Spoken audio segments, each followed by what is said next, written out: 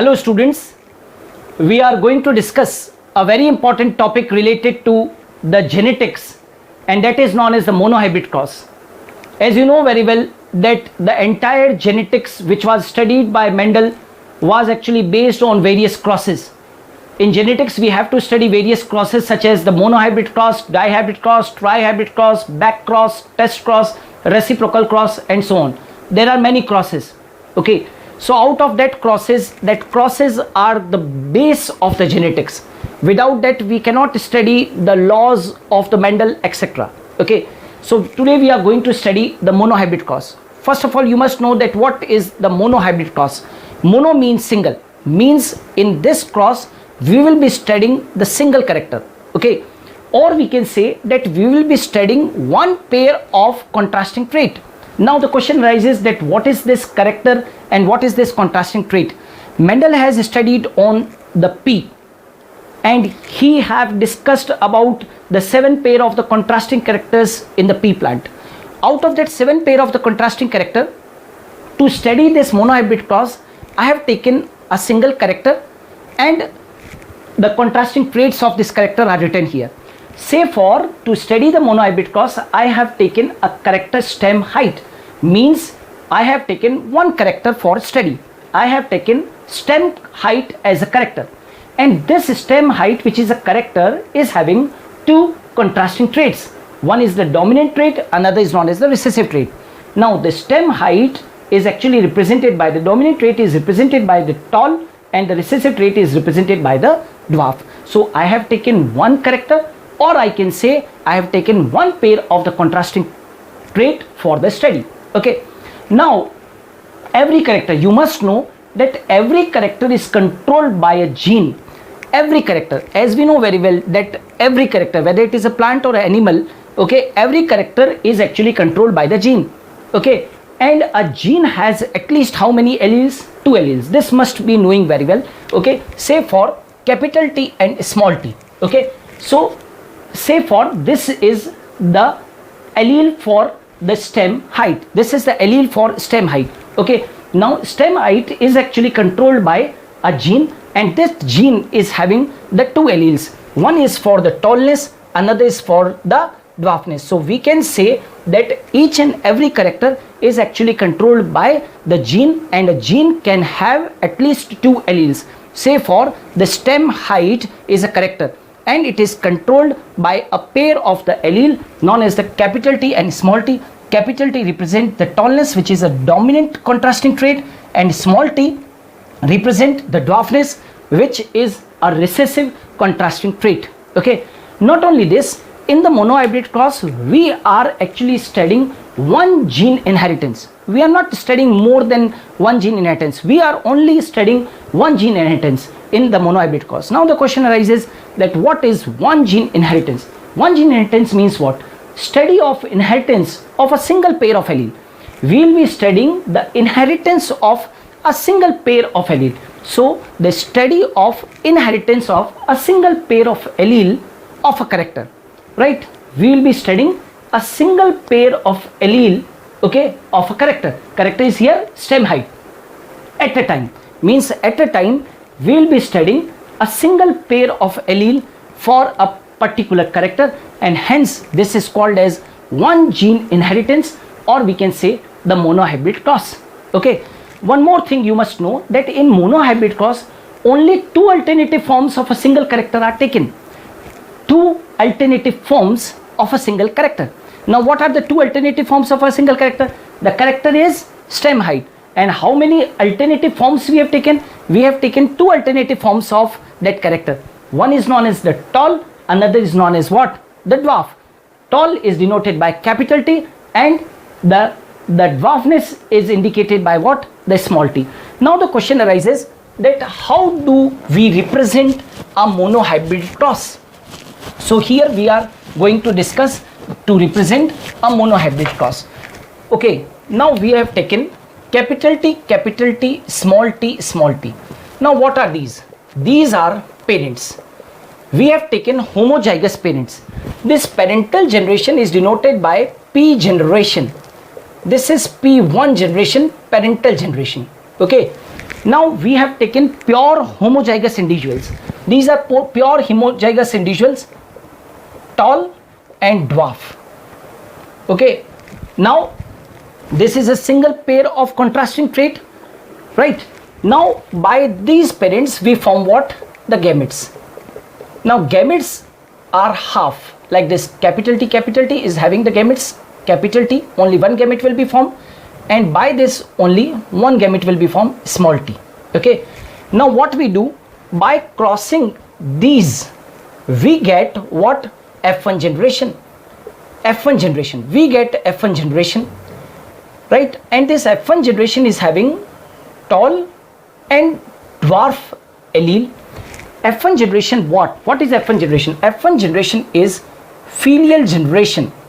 This is first filial generation. Okay, and in this first filial generation you can see that we have got a heterozygous condition. And in this heterozygous condition you can see that this capital T is dominant over small t. So this capital T will be expressed in the F1 generation, while the small t is not expressed in the F1 generation. Why? Because the rule of dominancy, law of dominancy is followed here, and in this allele pair the capital T is dominant over small t, so it will be expressed in the F1 generation, while the small t is recessive, and in the presence of the dominant this small t or the recessive gene will not be expressed. So all the progenies in the F1 generation will be tall. Okay, now what we do to get the F2 generation? To get the F2 generation, that is known as the second filial generation, what we do, we interbreed the F1 generation, which is also called as selfing. Interbreeding of the F1 generation, right? That is, the capital T small t is crossed with capital T small t, means this is selfing. Okay, selfing is done to get the F2 generation. Now what we make to represent the F2 generation, we make a checkerboard, right? CHEKR. This is checkerboard, right? This checkerboard is also called as Punnett square method. This checkerboard is also called as Punnett square method because there was a scientist whose name was Punnett who gave this square method, and hence it is called as Punnett square method. In general we call this method as checker method. Okay, now in F2 generation we have made a box here. Okay, now on the upper side we write the male and on the lower side we write the female characters. Okay, now I have written here capital T, small t, and here I have written capital T and small t. Okay, this box is representing the Punnett square and it will be representing the F2 generation. Now we will be crossing it. Capital T, capital T, capital T, small t, capital T, small t, and small t, small t. Okay, now we will be naming these. That what is this? This is pure homozygous tall. This is what? Pure homozygous tall character. Now what is this? This is hybrid tall character, hybrid tall, and they are heterozygotes.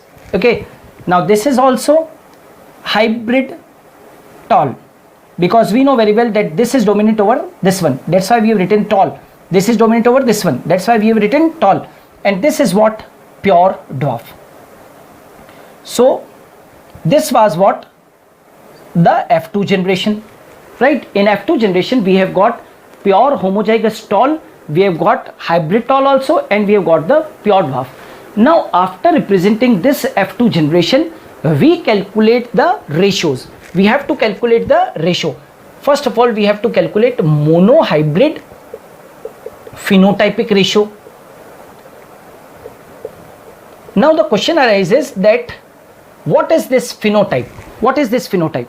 So phenotype is external makeup of an organism. Phenotype is external makeup of an organism. By outside only you can view and you can say that whether it is tall or what. Okay, tall, dwarf or whatsoever. So this is what a monohybrid phenotypic ratio. We have to calculate the monohybrid phenotypic ratio. What is phenotype? Phenotype represent the external makeup of an organism. But one thing you have to notice, that phenotype can change. Okay, phenotype can change because the phenotype can be different at different ages also. Okay, so monohybrid phenotypic ratio, what is phenotype? It represents the external makeup of an organism. So by viewing this F2 generation, we have to calculate the monohybrid phenotypic ratio. Now by this viewing this F2 generation, or by seeing the Punnett square, you can see that we can get 3:1 ratio. This 3:1 ratio is monohybrid phenotypic ratio. Why we have got the ratio 3:1? Because by viewing we can see that there are 3 tall. You don't have to see that whether they are pure tall or whether they are hybrid tall. You have to see externally only, because we are representing the phenotypic ratio. So you have to represent externally only that all are tall, 3 are tall. You can see that 1, 2 and 3 out of the 4 things, you can see that 3 are tall and 1 is dwarf. So 3 are tall and 1 is what? Dwarf. Okay, so this is called as what? The monohybrid phenotypic ratio. So this is Mendel's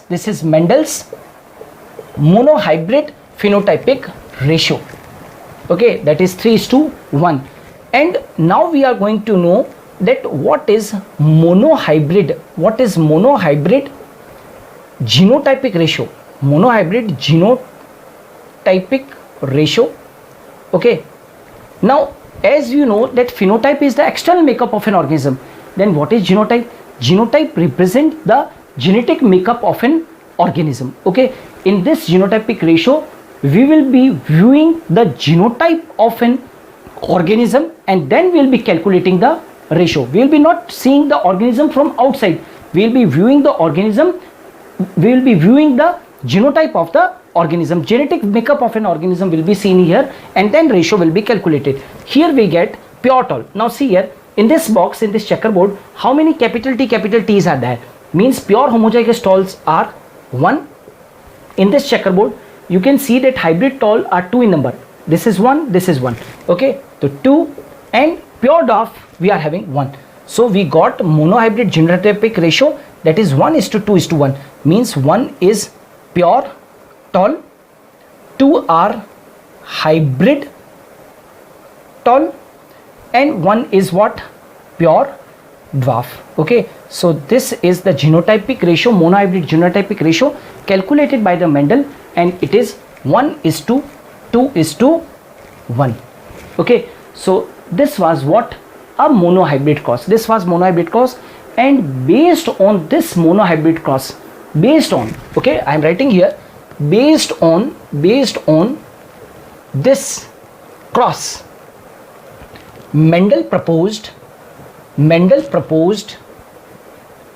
2 laws, which we will be discussing in the next videos. But based on this monohybrid cross, Mendel proposed how many laws? 2 laws. One was known as the law of dominance, and another was known as the law of segregation. Okay, the another was known as what? Law of segregation. So he proposed 2 laws based on this cross, law of dominance and law of segregation. Okay, so student, this was about the monohybrid cross. Keep watching my videos. In the next videos you will be able to see the dihybrid cross, trihybrid cross and other crosses. Please subscribe my channel, also like and share my video. Thanks a lot. We will be back soon.